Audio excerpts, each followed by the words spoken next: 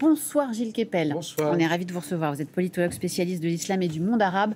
Votre dernier livre est plus que jamais d'actualité puisqu'il s'appelle « Le bouleversement du monde après le 7 octobre » qui a été publié chez Plomb. Je vous présente Gilles Bornstein, éditorialiste politique à France Info Télé. Bonsoir, merci de votre présence. Et Luc Brisson, journaliste à la cellule Vrai-Faux de France Info. On va commencer avec vous, Luc. Bonsoir. Vous nous parlez ce soir de la guerre de communication qui se joue aussi entre Israël et l'Iran, une guerre où la désinformation se mêle à la propagande. Oui, exactement. Dans ce genre de conflit, les images sont évidemment très importantes pour montrer sa supériorité sur le camp adverse. On l'a vu entre la Russie et l'Ukraine, on l'a vu entre Israël et le Hamas, et on le voit actuellement entre Israël et l'Iran. Et à cette guerre des images se mêlent souvent de fausses informations. Je commence par vous montrer cette image. Regardez, c'est un missile qui frappe un immeuble qui se situerait dans la ville de Bat Yam en Israël, sauf que cette image a entièrement été générée par intelligence artificielle. Elle est complètement fausse. Regardez, on voit même le logo VO en bas à droite. VO, c'est l'IA de Google. Et cette fausse image, cette fausse vidéo, eh bien, elle a été reprise sur des médias iraniens. Par exemple, l'agence Presse TV, qui est un organe officiel du régime iranien. Donc on voit bien qu'au travers de cette image, il y a une volonté de montrer bien la puissance de cette armée iranienne qui peut infliger des dégâts à Israël. C'est important de préciser qu'il y a vraiment eu des frappes iraniennes dans cette fameuse ville israélienne de Bat Yam. Mais visiblement, dans le cas de cette vidéo, on voit que la propagande iranienne voulait montrer des images impressionnantes, quitte à ce qu'elles soient fausses. Dans le camp des soutiens à Israël, lui, qui a aussi des images fausses ou détournées. Oui, regardez par exemple ce post d'un influenceur américain MAGA, pro-Israël, suivi par plus de 2 millions de personnes sur Instagram. Il relaie une vidéo d'un rassemblement censé se dérouler à Téhéran avec ce commentaire. Les Iraniens célèbrent les attaques réussies contre le régime iranien. Le peuple iranien veut la liberté. Donc cet influenceur, il veut montrer que finalement le peuple iranien se réjouit de l'attaque d'Israël qui serait vue comme une sorte d'armée salvatrice. Sauf que cette vidéo, eh bien, elle est complètement sortie de son contexte. Elle est beaucoup plus ancienne. Regardez, elle date en réalité de mars dernier. Et la célébration ici n'a aucun rapport avec Israël. Donc là encore, on voit qu'il y a un message politique à faire passer. Finalement, peu importe si l'image est vraie ou pas. Alors ici, c'était une publication d'un influenceur américain. Et justement, certains internautes veulent montrer que les États-Unis prennent part à l'offensive israélienne en Iran. Oui, exactement. Comme avec ce post de cet influenceur anti-Israël qui explique qu'un avion ravitailleur américain a décollé de la base aérienne d'Al Udeid au Qatar et a fourni du carburant aux avions israéliens. Donc ce serait la preuve que les États-Unis aideraient directement l'aviation israélienne pour bombarder l'Iran. Sauf que la capture que montre cet influenceur, cette capture de Flight Radar, qui est un outil qui détaille le trafic aérien, eh bien, il ne s'agit pas d'avions de ravitaillement. Ici, il s'agit d'avions de reconnaissance. C'est ce qu'ont montré nos confrères de France 24. C'est des avions d'espionnage, de communication. Ce ne sont pas du tout des avions de ravitaillement qui appuieraient l'aviation israélienne. Puisque pour l'instant, les États-Unis ne fournissent pas d'appui matériel, d'appui logistique à Israël pour bombarder l'Iran, mais ils fournissent une aide défensive pour abattre certains missiles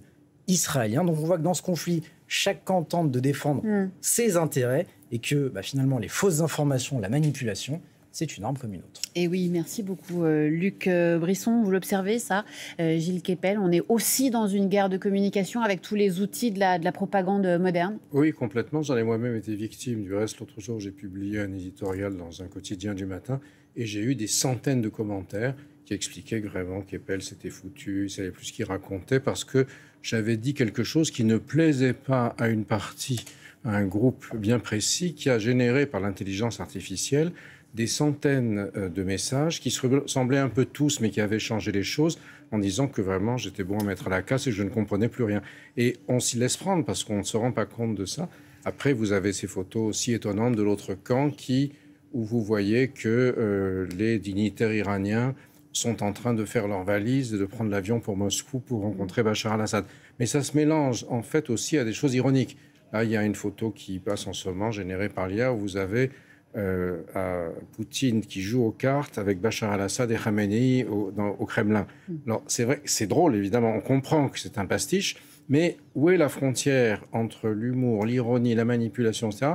On ne sait plus où on en est. Eh oui. Heureusement que nous avons France Info. C'était ça que je voulais Voilà. vous dire, ce qui dit la vérité. Merci pour cette chute, Gilles Kepel. Alors, 5e jour de guerre entre Israël et l'Iran. Toujours aucun signe sur le terrain de désescalade. On va regarder les images du jour qui sont commentées par Alice Boutou. 5e journée consécutive de bombardements. Entre deux confinements, les Israéliens découvrent leur ville dévastée par les frappes. Ici, à Tel Aviv. En visite dans la 2e plus grande ville du pays, Israël Katz, ministre de la Défense, déclare vouloir mener de nouvelles attaques contre l'Iran. Ramenei, si vous continuez à perpétrer ces crimes de guerre et à envoyer des missiles sur la population civile israélienne, votre destin sera exactement le même que le dictateur du pays voisin. Et on sait tous très bien comment il va finir.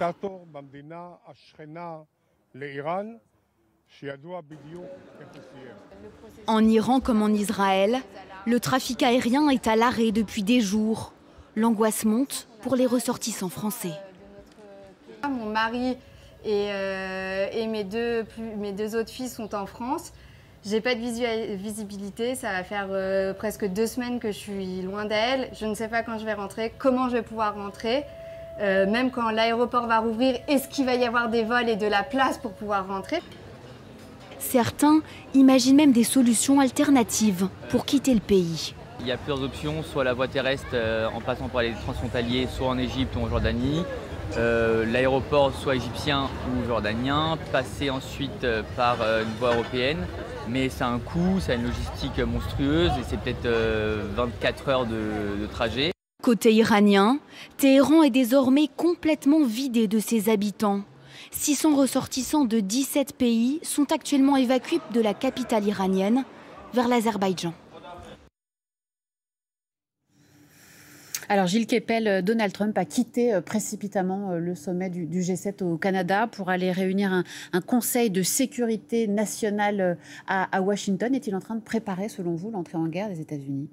Non, je ne sais pas cela, mais ce qui est très frappant, quand on regarde les images au jour le jour, hier, vous aviez le sentiment que le régime iranien était fichu.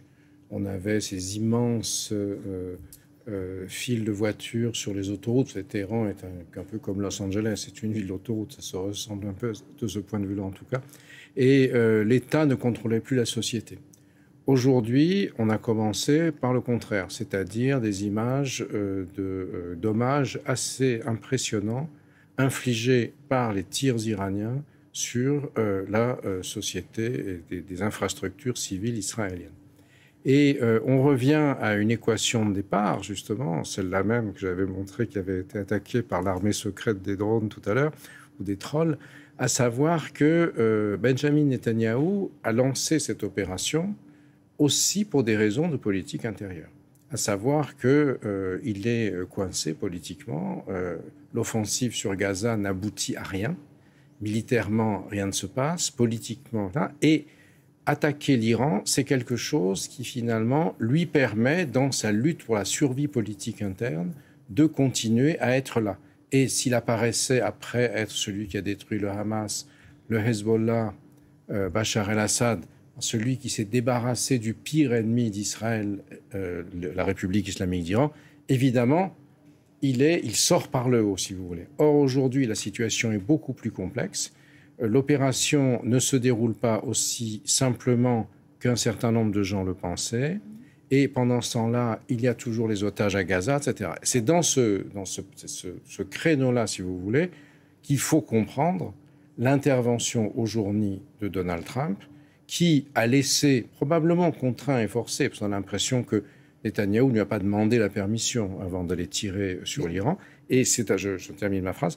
Et donc, c'est dans ce contexte-là que vous avez aujourd'hui Trump, les États-Unis, la plus grande puissance du monde, même avec ce président un peu mercurial, qui décide de faire quelque chose pour essayer de rappeler que l'Amérique est le plus grand pays du monde. On l'aurait presque oublié ces derniers temps. Mais jusqu'où il peut aller pour faire ça ? Est-ce que pour rappeler que l'Amérique est le plus grand pays du monde, est-ce que ça peut l'amener à rentrer en guerre ou est-ce qu'il n'y a finalement aucun intérêt ? Il n'a pas vraiment intérêt à entrer en guerre, non. Et d'ailleurs, c'est très contradictoire parce que la politique MAGA, c'est-à-dire Make America Great Again, tout le groupe qui est proche de Trump, d'ailleurs qui s'est cassé en morceaux, masque est parti, etc., est très différente de ce qu'on appelait autrefois les néoconservateurs à l'époque de George Bush fils, qui voulaient utiliser l'armée américaine en dehors des frontières pour créer le nouvel ordre américain post-soviétique. Trump n'est pas du tout là-dedans. C'est « je ne veux pas envoyer nos enfants se faire tuer pour sauver X ou Y.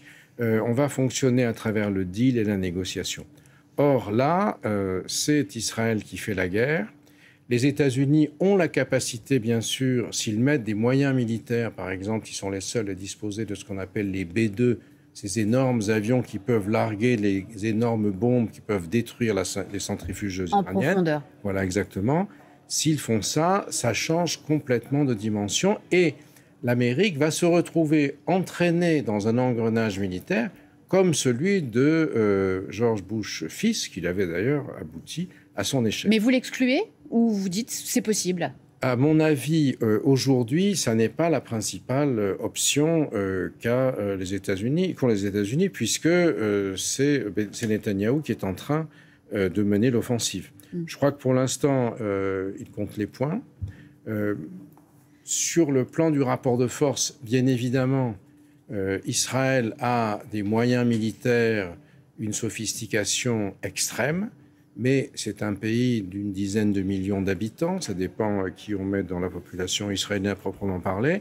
En face, l'Iran a plus de 100 millions d'habitants, une forte profondeur stratégique, certes des infrastructures qui sont en train de se déglinguer, mais également une capacité de résilience. Et en fait, toute la difficulté, c'est de savoir, dans l'un et l'autre camp, comment et jusqu'où être capable de durer le plus longtemps possible. Et chaque jour, ça change. En tout cas, il a haussé le ton, et il hausse le ton, le président américain. On va l'écouter la nuit dernière dans l'avion qu'il ramenait du Canada à Washington. Et alors, au passage, il s'en prend à Emmanuel Macron. Voilà.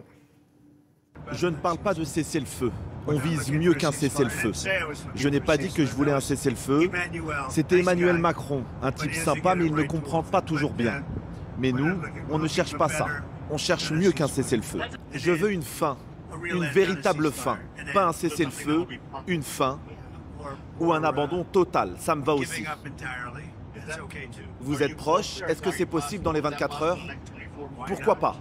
C'est tout à fait possible. Un abandon total, c'est possible. Alors, double question. Pourquoi il s'en prend à Emmanuel Macron?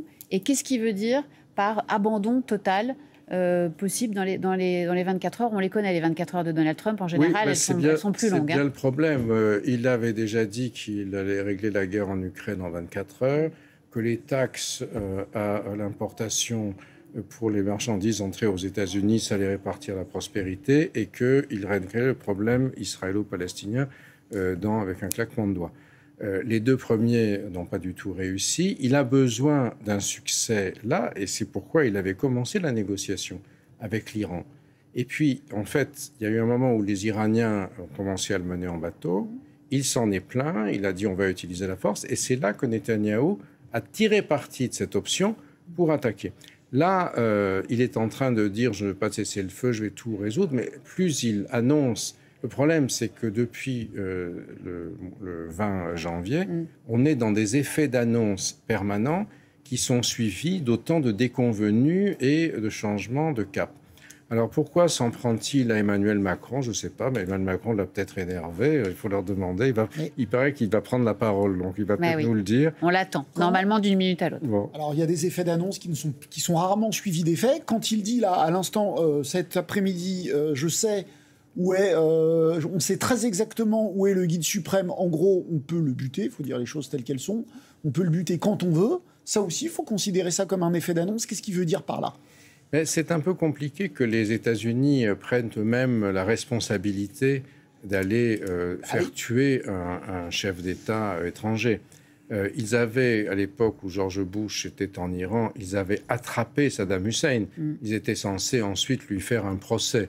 Un certain nombre de milices chiites qui entouraient le camp en ont décidé autrement et ont eu une méthode plus expéditive. Ça a eu un effet assez catastrophique à l'intérieur, dans le monde musulman, si vous voulez. Et je crois qu'aujourd'hui, pour les États-Unis, ils n'ont pas exactement les mêmes intérêts qu'Israël. Quel est l'objectif de Trump? C'est d'arriver à créer un Moyen-Orient, disons, de prospérité. Est-ce que cela va se faire en utilisant des méthodes de liquidation explicite d'un chef d'État? Ça laisse penser à d'autres chefs d'État. Peut-être que c'est ce qui va nous arriver aussi. Ça serait contre-productif, selon vous, de s'en prendre à Khamenei? Il a une bonne image aujourd'hui Non, il n'a pas une bonne image, Khamenei, mais c'est-à-dire c'est par l'effet de contagion. Il vaut mieux qu'il laisse, de son point de vue, qu'il laisse Netanyahou faire le travail plutôt que de le faire lui-même. Il a dit, le chancelier Merz, aujourd'hui, quand il a dit les Israéliens font le sale boulot à notre place et ça nous arrange. Alors oui, il le dit dans son vocabulaire à lui, effectivement. Courage de faire le sale boulot pour nous. Mais parce qu'Israël a aussi d'autres intérêts dans la région, des intérêts également de survie face à l'Iran qui les menace. Mais la question aujourd'hui, c'est plutôt de savoir ce qui va advenir de ce conflit.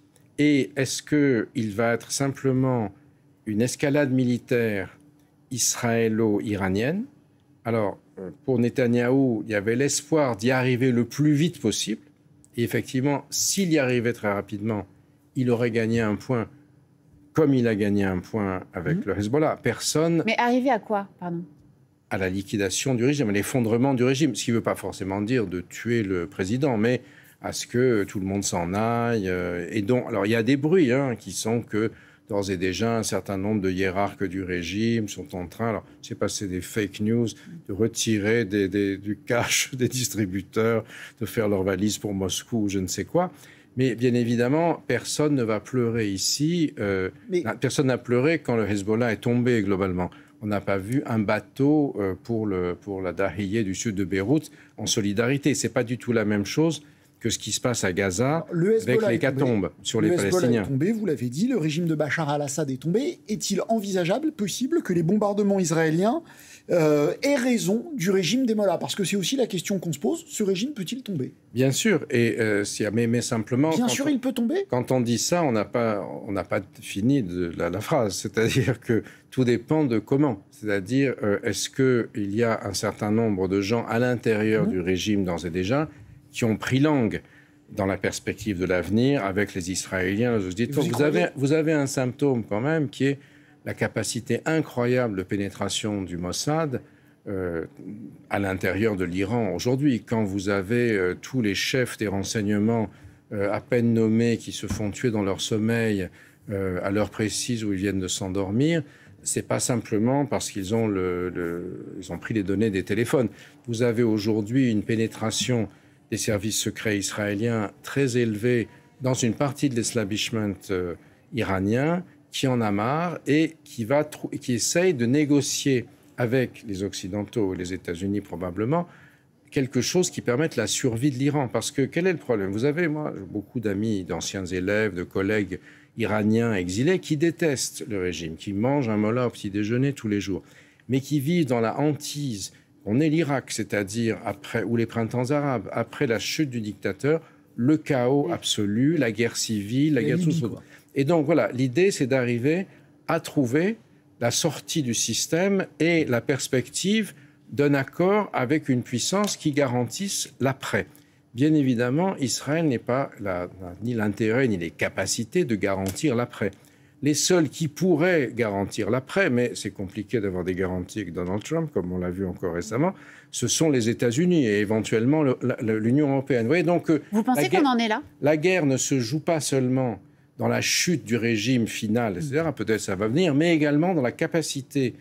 C'était la même chose avec la chute de l'Allemagne nazie. Vous aviez des gens qui avaient quand même pris des contacts avant. Mais ces gens, ça représente quoi? Ils sont nombreux parce que ils sont nombreux, c'est une toute petite partie. Voilà, est-ce qu'on en est là? C'est une toute petite partie de la population. Si je le savais, je ne pourrais pas vous le dire. Donc, comme je vais vous le dire, je ne le sais pas. C'est une minorité de l'establishment. Non, je ne pense pas. C'est assez répandu. Non, vous avez eu toutes sortes de symptômes. Vous voyez, par exemple, depuis le moment où les femmes ont été très violemment réprimées. Après cette malheureuse Mahsa Amini qui s'est fait tuer dans un commissariat de police ou par des nervis du régime parce qu'elle était bad hijabi, mal voilée. Vous avez eu quand même une réaction extrêmement forte, jusque et y compris de la part d'un certain nombre de dignitaires de l'establishment, dont les filles ne portent plus le voile aujourd'hui.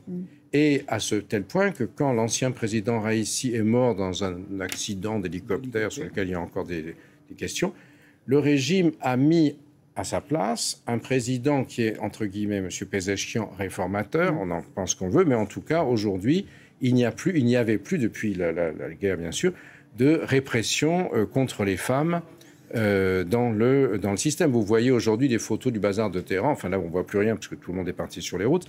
Mais vous avez, en gros, sur 5 Iraniennes, vous en avez 2 qui ne sont pas voilées. Il pourrait être une solution, ce président Pezeshkian, qui a été élu quand même sur une ligne de relations constructives, plutôt avec les Américains et les Européens. Il pourrait représenter une alternative. C'est envisageable qu'un dignitaire, vous savez, c'est un peu comme quand Bachar el-Assad est tombé, vous vous souvenez, le premier ministre de Bachar el-Assad est celui qui a accueilli les révoltés, enfin les insurgés, qui leur a remis les clés pour qu'il y ait une transition. Ensuite, il a disparu.